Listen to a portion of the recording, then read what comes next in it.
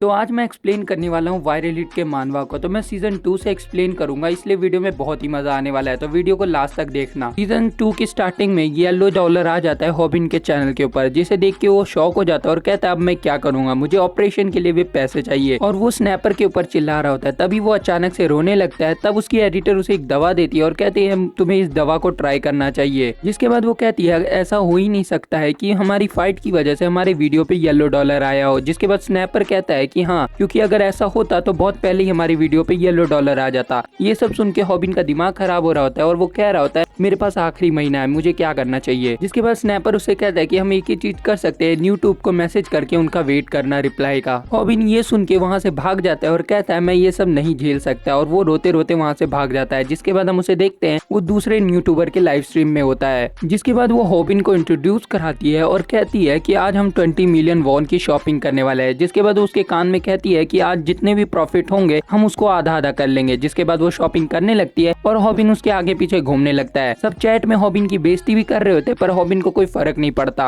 हॉबिन वहाँ साइड पे खड़े होके एक कपड़े का प्राइस टैग चेक करता है, जिसे देख के वो हैरान हो जाता है और कहता है इतना महंगा चीज कैसे ले सकती है, इधर मेरे पास पैसे नहीं है ऑपरेशन कराने के और ये इतना खर्चा कर रही है। हम देखते हैं उस लड़की की शॉपिंग डन हो गई होती है। जिसके बाद हॉबिन कहता है क्या मैं अब जा सकता हूँ। जिसके बाद वो लड़की उसे मना करती है, उसका हाथ पकड़ के कहती है आज के लिए सिर्फ तुम मेरे हो। जिसके बाद चैट में उसे सब वॉर्न करने लगते हैं कि भाग जाओ हॉबिन, वरना ये तुम्हारा हाल बेहाल कर देगी। दूसरी तरफ हम स्नैपर को देखते हैं जो येलो डॉलर का रीजन ढूंढ रहा होता है और वो एकदम पागल हो गया होता है और कह रहा होता है मेरी रेगुलर वीडियो पे नहीं आ सकता। जिसके बाद वो अपने सब्सक्राइबर से इस बारे में पूछता है, तब उसे एक बंदा कुछ बताता है, लेकिन हम देखते हैं वो एक क्लिकबेट होता है जिसमें उसने अपनी वीडियो की स्पॉन्सरशिप की होती है। जिसके बाद स्नैपर पागल हो जाता है और कह रहा होता है आखिर इसके पीछे रीजन क्या है, मुझे जल्दी पता करना होगा। जिसके बाद वो एक पोस्ट देखता है और वो चौंक जाता है। उसमें लिखा होता है कि ऐसे कई सारे केसेस हुए हैं यूट्यूबर के साथ। दूसरी तरफ हॉबिन अपने रूमी के साथ एक और लाइव स्ट्रीम पे होता है, जहाँ पे वो रूमी कहती है कि आज की लाइव स्ट्रीम यहीं खत्म होती है। जिसके बाद वो हॉबिन से बात करने लगती है और कहती है तुमने तो आज कमाल कर दिया। जिसपे हॉबिन वहाँ से उठ के जाने लगता है और कहता है आज तो मैंने बहुत ही मेहनत की है। और जब वो वहाँ से जाने लगता है तो कहता है आज मैं पहली बार किसी लड़की के कमरे में आया हूँ। तब रूमी उससे पूछती है क्या तुम इतने जल्दी चले जाओगे। जिसके बाद हॉबिन शर्मा जाता है और कहता है तुम क्या करना चाहती हो मेरे साथ। जिसके बाद रूमी अपने कपड़े उतारने लगती है और कहती है क्या मतलब तुम्हारा। हॉबिन अपनी आंखें ढक लेता है और कहता है ये क्या हो रहा है मेरे साथ आज। रूमी अपने कपड़े चेंज करके उसे कहती है कि जल्दी रेडी हो जाओ, हमें एक और वीडियो शूट करनी है। जिसके बाद रूमी कहती है मुझे जल्दी से अपने नंबर बढ़ाने हैं। और उसके बाद हम देखते हैं वहाँ पे जितने भी आइटम उसने परचेज किए होते हैं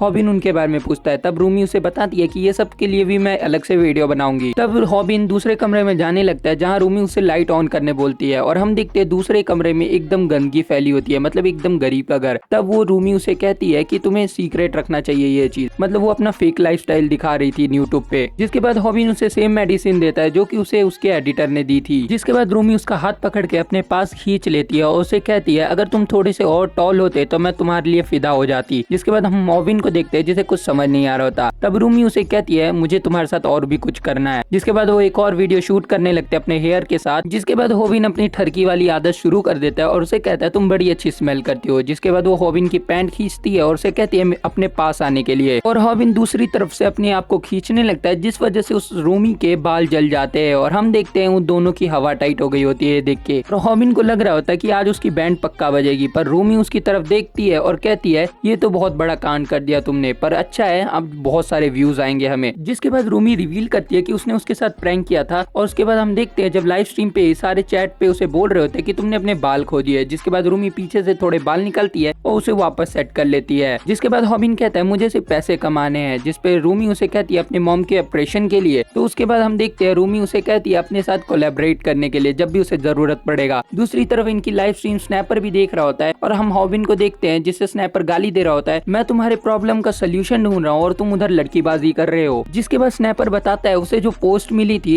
उससे वो एक यूट्यूबर के पास गया और उससे बातचीत की, जिससे उसे पता लगा उस यूट्यूबर के भी साथ सेम चीज हुई थी। जब वो उससे आगे बात करता है तब वो उससे पूछता है कि तुम किस चीज का कंटेंट बनाते थे। जिसपे वो कहता था मैं कीड़े खाता था। जिसके बाद स्नैपर कहता है कि तुम पागल तो नहीं हो। जिसपे वो लड़का कहता है कि नहीं मैं नॉर्मल खाना भी खाता था। जिसपे स्नैपर उससे रीजन पूछता है कि तुमने यूट्यूब क्यों छोड़ा। जिसके बाद वो कहता है मेरी वीडियो भी सेम तुम्हारी तरह येलो फ्लैग हो गई थी। जब स्नैपर उससे इस चीज का रीजन पूछता है तब वो कहता है कॉपीराइट। जिसके बाद स्नैपर सीरियस हो जाता है और कहता है ऐसा हो ही नहीं सकता, हमने एडिटिंग से सब हटा दिया था। जिसके बाद वो आदमी कहता है उसे कि नहीं तुम्हारे पीछे कोई ऑर्गेनाइजेशन लगी है जो कि तुम्हारी वीडियो पे स्ट्राइक मार रही है। जिसे सुन के स्नैपर खड़ा होकर चिल्लाने लगता है, जिसके बाद वो लड़का उसे कहता है तुम जितना भी चिल्ला लो लेकिन एक टाइम के बाद तुम भी अपने चैनल को छोड़ दोगे। जिसे सुन के स्नैपर एकदम शॉक हो जाता है और वहीं खड़ा रहता है। जिसके बाद सीन शिफ्ट होता है हॉबिन की तरफ, जहाँ वो अपने पैसे लेके रूमी के घर से जा रहा होता है और रूमी उसे बाय बोलती है। जिसके बाद रूमी उसे बाय बोलने वाली होती है पर हॉबिन उसे रोक के कहता है कि तुमने मुझे कम पैसे दिए हैं। जिसके बाद वो कहता है कि जल्दी से मुझे मेरे बचे हुए पैसे दे दो। जिसपे रूमी उसे कहती है तुम एकदम पागल हो गए हो पैसों को लेके। जिसपे हॉबिन कहता है मैं अपने पैसे नहीं छोड़ने वाला। उसके बाद वो नोट चेक करता है और वहाँ से चला जाता है। जब वो वहाँ से जाता है तब हमें रूमी का सीन दिखाया जाता है जो कि इवल लाफ दे रही होती है और कह रही होती है इस